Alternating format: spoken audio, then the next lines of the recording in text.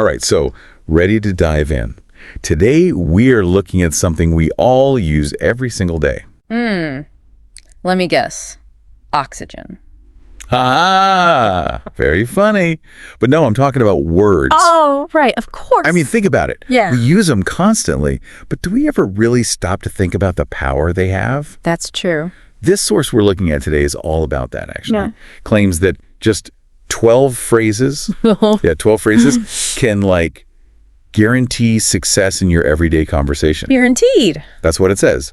I mean, maybe guarantee is a bit strong, Yeah. but even if it's half true, that's still pretty impressive, right? For sure. I mean, the idea that you can refine your communication skills, that's something most people can get behind. Right. Like, it's a skill, you can practice it. Exactly. Like, think about it like learning scales on a piano. Ooh, I like that. You start with the basics, and then you build from there. So what are these magic phrases then? Well, let's see. Drum roll, please. The first two are super simple, almost too simple. Thank you so much. And that's a great idea. I mean, come on, we say those all the time. What's so special about them? It's funny how the most basic things can be the most powerful, right? Like, have you ever thought about the psychology of gratitude? Not really, to be honest. Okay, so when someone expresses genuine thanks, Yeah. it can trigger this reciprocal response almost instinctively. Oh, interesting. Like you're sending out positive energy, and they kind of have to send it right back. That makes sense. There's even some research, Really? yeah, suggesting that this kind of exchange, it actually activates these mirror neurons in our brains. Whoa, hold on. Neurons. So we're talking actual brain chemistry here. Exactly. It creates a sense of connection, like a shared emotion between people. So it's not just about being polite. It's like, A neurological thing. yeah, suddenly these phrases seem a lot more, I don't know, significant. Right. And it's not just about feeling good either. There's more. Yeah. There have been studies showing that expressing gratitude regularly can actually reduce stress, improve your sleep, Wow. even boost your immune system. No way. I knew gratitude was like a good thing, but I had no idea. It's powerful stuff. It really is. But wait, there's more. Okay, lay it on me. The source then gives us 2 more phrases. Right. And these take things a step further. Ooh, I'm intrigued. How can I help? Okay. And what do you think? Okay, so now we're getting into action. Right. It's not just about saying nice things, it's about doing something. Exactly. And notice how these phrases, they shift the dynamic of the conversation a little. How so?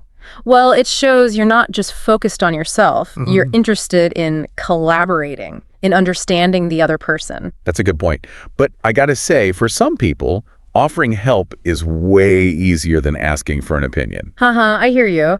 But the source emphasizes both are important. Right. Because asking for someone's opinion shows respect, you know? Yeah. And it can often lead to better decisions overall. That's especially true if you're like in a leadership role or working on a team. Absolutely. It's all about creating that space where everyone feels comfortable sharing their ideas. And that benefits everyone in the long run. You got it. Awesome. So 2 phrases about gratitude, 2 about offering help and getting opinions. What's next? Well, let's find out. Okay, so we've covered gratitude, offering help, getting people's opinions. Where do we go from here? Well, the next set of phrases, they're all about showing you're really tuned in, you know? Tuned in, how so? Like, you're not just hearing the words, but you're understanding, like, the deeper meaning behind them. Active listening, right? Exactly.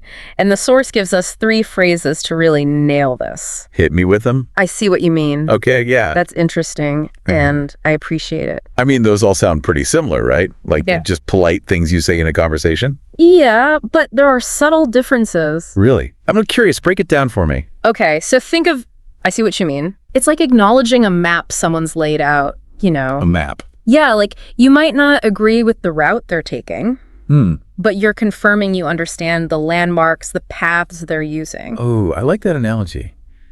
It's like you're on the same page, at least in terms of understanding. Right. Now, that's interesting. Yeah. That one's different. How so? It's like saying, hey, there's something special about this thought you shared. Oh, okay. Tell me more. I want to explore this with you. So it's less about agreeing or disagreeing. Right. And more about encouraging them to, like, expand on their idea. Exactly. And it can be super valuable in certain situations. Yeah, like brainstorming sessions, or if you're trying to really get someone's perspective. Exactly. Okay, and then we have, I appreciate it. Okay, so what's that one all about? This one, it shifts the focus a bit. How so? It's less about the idea itself and more about the effort behind it. Oh, I see. Like, the other person put thought and care into what they said, and you're recognizing that. That's actually really insightful. You know what I'm noticing about all three of these phrases? Yeah. They're pretty versatile. Like, the source even talks about how you can use "I see what you mean" to disagree politely. Oh, totally. Like, I see what you mean, BUT, and then you introduce a different angle. Yeah.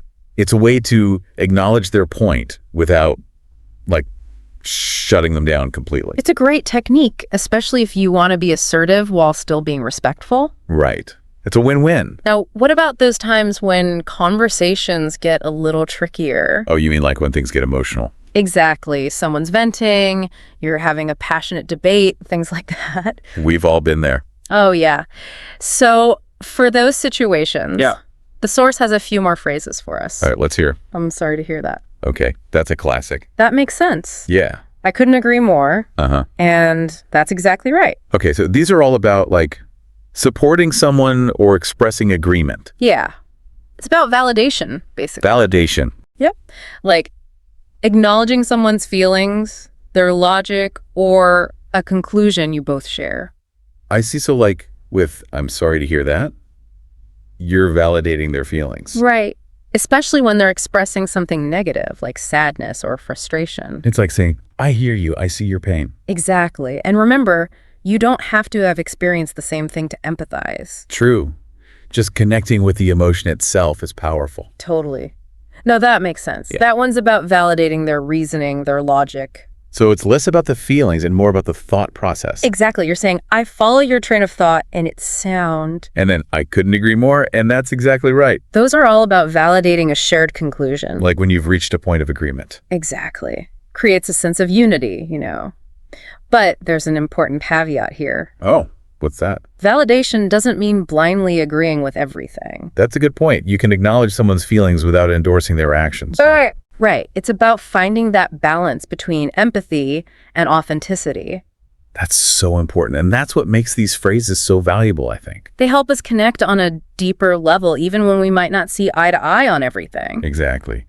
So what's the final verdict on this whole guaranteed success thing? Well, let's dive into that in part 3. Okay, so we've been through a lot of phrases, like a whole communication toolkit. It's kind of amazing, right? You've got gratitude, empathy, ways to handle disagreements, even tips for collaborating better. This source really does try to cover it all. And what I appreciate is that it's not about, being manipulative. Oh, yeah, that's important. It's not about tricking people or anything like that. Right. These phrases, they're all about creating a more positive environment for everyone involved. It's about being genuine, being respectful. Exactly. And those are qualities anyone can benefit from. No matter what your personality is like or how you usually communicate. Right. And speaking of starting things off on the right foot, the source ends with a phrase that seems so simple. Right. But it's powerful. It's great to see you. It does seem pretty basic. But think about the impact, Like walking into a room and someone greets you with that. Versus like a grumpy, "What do you want?" Exactly. It sets a totally different tone. It's like instantly more welcoming, more relaxed. And that can make a big difference, especially for people who might feel shy or anxious in social situations. Oh, totally. If you start off with that positive energy, Right.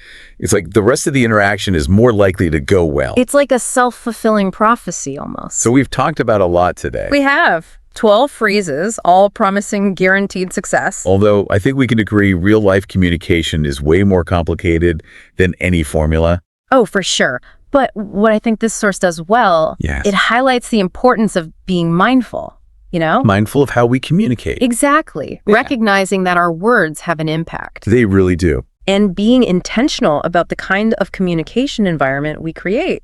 And I think that's a great takeaway for our listeners. Absolutely. It's not about memorizing a script. Right. It's about understanding the principles behind these phrases. Like gratitude, empathy, respect, clarity. All of that. And here's a final thought for everyone out there. I'm listening. Pay attention to how you feel when other people use these phrases with you. Oh, that's interesting. Do you feel valued, heard, respected? It's a reminder that we all have an influence through communication. Even small choices can make a big difference. Exactly. I love that. It's a call to action to be more aware of our own language, how it affects the people around us. And to all our listeners out there, Yes. We want to hear from you. Have you tried any of these phrases? Did you notice a difference? Let us know. Until next time, keep those conversations flowing, and remember, the power of words is in your hands. See y'all next time.